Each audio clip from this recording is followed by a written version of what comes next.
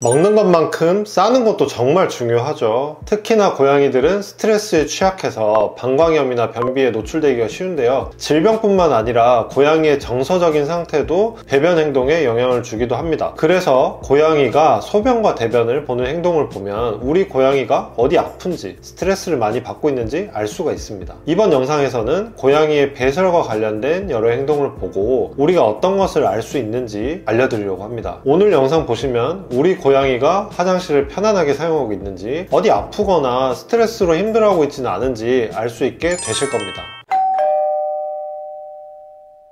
첫 번째, 대변을 덮지 않는다. 덮는 행동은 고양이들의 본능적인 행동이라서 못 배울 수가 없는 행동이에요. 생후 5에서 6주면 스스로 배설 행동을 조절하고 덮는 행동을 시작합니다. 고양이들은 원래 자신의 냄새를 감추고 기생충 질환이 퍼지는 걸 막기 위해서 나의 핵심 영역에 가까운 장소에서는 대변을 땅속에 덮습니다. 그런데 오히려 핵심 영역에서 멀면 다른 고양이에게 자기의 정보를 전달하기 위해서 덮지 않기도 하는데요. 영역의 경계를 표시하는 마킹 역할을 하기도 합니다. 그런데 집에서 대변을 덮지 않는다는 건 이러한 마킹 행동일 가능성은 낮습니다. 왜냐하면 실내에서 고양이들은 일반적으로 집의 모든 공간이 자신의 영역이기 때문에 영역 표시를 할 필요가 없거든요. 심지어 다묘에서도 마찬가지입니다. 그래서 집에서 이런 행동을 보인다는 것은 스트레스를 받고 있다는 신호일 가능성이 매우 높습니다. 지금 화장실의 위치가 편하지 않을 수도 있다는 것을 의미할 수도 있기 때문에 고양이의 핵심 영역에 화장실을 배치해 보시는 것이 좋아요. 핵심 영역은 고양이가 놀랬을 때 가장 먼저 숨는 곳, 그곳을 바로 핵심 영역으로 파악하시면 되는데요. 고양이가 가장 편안하게 여기고 안전하다고 생각하는 장소이기 때문에 그 주변에 화장실을 배치해 주시면 좋습니다. 가끔 뛰쳐나오느라고 대변을 못 덮는 경우도 있는데요. 대변을 보느라고 너무 힘을 많이 써서 덮지 못하고 뛰쳐나오기도 해요. 근데 이런 경우는 대변을 보느라 힘을 너무 많이 주는 상태, 즉 변비 상황을 의심해 볼 수가 있습니다. 두 번째, 싸기 전에 모래를 거의 파지 않는다. 대소변과 관련된 질환을 갖고 있을 경우에 배설하기 전에 모래를 충분히 파지 않는 경우가 많습니다. 평균적으로 4초 이하로 모래를 파는 경우에는 배변과 관련된 질환을 의심해 볼 수가 있습니다. 대소변 실수가 나타나기 전에 이러한 징후가 먼저 보이기도 하니까 한번 유심히 관찰해 보시면 좋겠습니다. 세 번째, 화장실에서 우는 행동. 배변 전후로 우는 행동을 보인다면 정상이 아니죠. 고양이가 배설 과정에서 통증을 느끼거나 불편함이 있다는 의미일 수 있거든요. 매일 대변을 보더라도 변이 딱딱하고 건조하고 양이 적다면 변비 가능성이 있습니다. 화장실을 자주 들락거리면서 오줌을 찔끔씩 싸거나 거의 못 보고 온다면 방광염을 의심해 봐야 되겠죠. 네 번째, 싸고 뛰쳐나온다. 의외로 정상입니다. 야생에서 고양이는 배설 중에도 사냥당할 수 있기 때문에 볼일을 해결한 후에 잘 덮고 신속하게 벗어나야 하기 때문에 잘 싸고 뛰쳐나오는 건 별 문제가 아닙니다. 앞서 말씀드린 대로 변이 잘 안 나와서 너무 힘을 주느라고 덮지 않고 뛰쳐나오는 상황이라면 변비 가능성을 의심해 봐야 되겠죠. 가끔 장모 고양이들 중에 변이 털에 붙는 경우가 있어요. 근데 그 느낌 때문에 놀라면서 변을 달고 뛰쳐나오기도 하거든요. 항문 주변 털을 주기적으로 정리해 주시면 좋습니다. 너무 짧게 해주시는 것은 피부에 자극이 많이 가니까 조심해 주시고요. 다섯 번째, 소변 실수. 소변 보는 자세가 낮고 주로 바닥에 싼다면 배뇨 실수. 자세가 높고 꼬리를 들고 벽이나 수직면에 싸면 스프레잉일 확률이 높습니다. 집에서 스프레잉하는 고양이는 중성화가 되어 있다면 무조건 스트레스 때문입니다. 앞서 말씀드린 대로 집안에서는 마킹을 하는 것이 매우 부자연스러운 행동이기 때문이에요. 소변 실수의 경우에는 크게 화장실 혐오, 재질 혐오 및 선호, 장소 혐오 및 선호, 불안과 스트레스로 나눌 수가 있는데요. 화장실 혐오는 뒤에서 다시 한번 말씀드리기로 하고요. 재질과 관련된 경우에 테스트를 해볼 필요가 있습니다. 화장실 3개를 두실 수 있다면 한 개에는 현재 모래, 한 개에는 현재 고양이가 주로 배뇨 실수하는 재질, 담요나 천이 있겠죠. 한 개에는 다른 종류의 응고형 모래를 넣어봅니다. 잘 쓰는 소재가 확인이 됐어요. 근데 그게 모래가 아니라면 화장실 안에 그 모래가 아닌 다른 소재를 깔아놓고 쓰시다가 구석에서부터 천천히 모래를 부어주면서 모래로 천천히 넘어가시면 좋습니다. 장소가 문제일 때는 화장실만 아니면 되는 경우랑 특정한 위치를 선호하는 경우가 있어요. 화장실이 현관처럼 갑자기 문이 열리는 곳, 아니면 시끄러운 가전제품, 세탁기나 건조기 같은 게 있겠죠. 통풍구나 공기 공기청정기 이런 곳 근처에 있는지 확인을 해보세요. 화장실을 고양이가 원하는 위치에 배치를 해보고 3개월 정도 잘 사용하시다가 우리가 옮기고 싶은 장소가 있잖아요. 그 장소로 매일매일 천천히 옮겨보시는 것을 해볼 수가 있습니다. 세면대 배뇨를 하는 경우도 있거든요. 가급적 세면대로 접근을 차단을 일단 하시고 화장실에 문제가 없는지 점검을 해보시면 좋겠습니다. 고양이가 불안과 스트레스 때문에 배뇨 실수하는 경우도 꽤 많은데요. 건강에 문제가 없는지 확인해보고 행동학 진료를 통해서 약물을 병행해 보시면 생각보다 쉽게 해결되는 경우가 많습니다. 절대 배뇨 실수 포기하지 마시고 진료 받아보시면 꼭 해결할 수 있기 때문에 행동학 진료 받아보시기 바랍니다.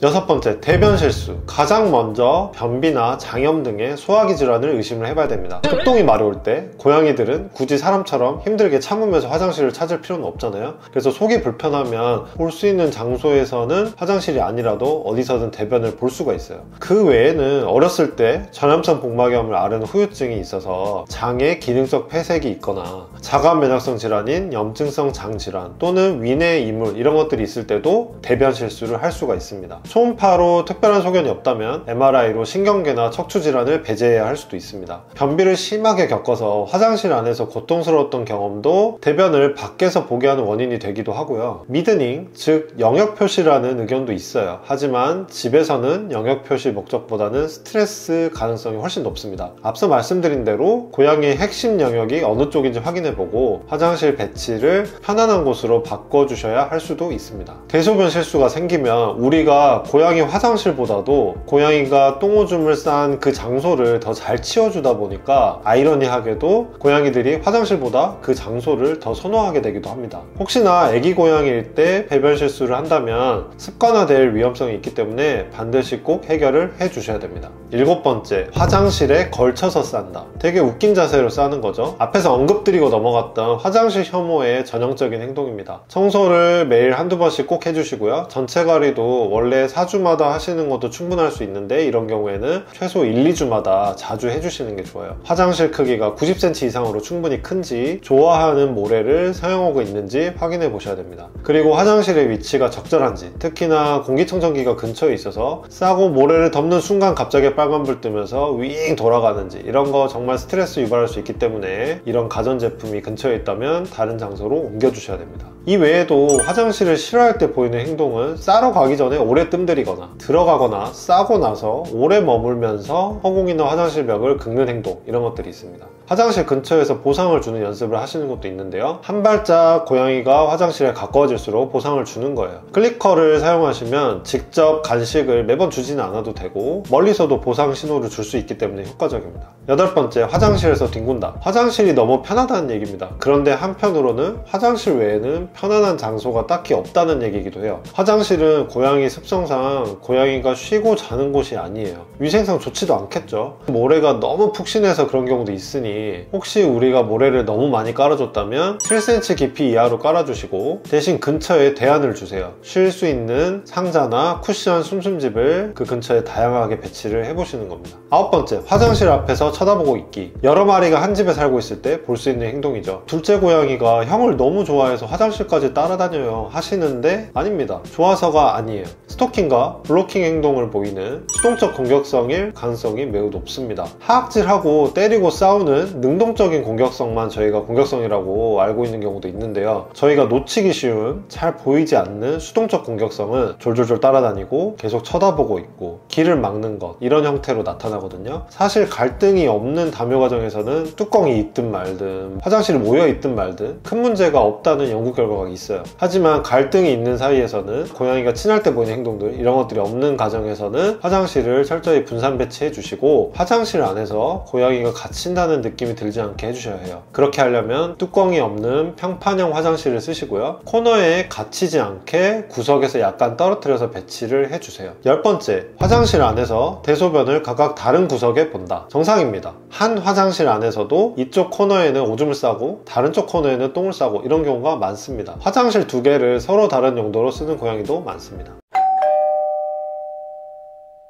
지금까지 고양이가 화장실을 사용하는 것과 관련된 여러 가지 행동들을 통해서 우리 고양이가 편안하게 잘 지내고 있는지, 아니면 혹시 어딘가 문제가 있는지 확인할 수 있는 여러 방법들을 알려드렸는데요. 한 번씩 관심을 가지고 확인해 주시면 좋겠습니다. 하지만 너무 과도한 관심을 주시는 건 오히려 스트레스가 될 수 있어요. 어떤 보호자님께서는 고양이가 똥오줌 싸는 걸 거의 매번 직접 가서 가까이서 들여다보시기도 했거든요. 오히려 고양이가 방광염 걸리고 변비 생길 수 있습니다. 화장실을 안 쓰는 문제까지 생길 수도 있으니 너무 과도한 관심은 금물이라는 거 기억해 주시고요. 오늘도 영상 끝까지 봐주셔서 감사드리고요. 오늘 영상도 괜찮으셨다면 구독과 좋아요, 알림 설정 부탁드리겠습니다. 다음에도 좋은 영상으로 찾아뵙도록 하겠습니다. 감사합니다.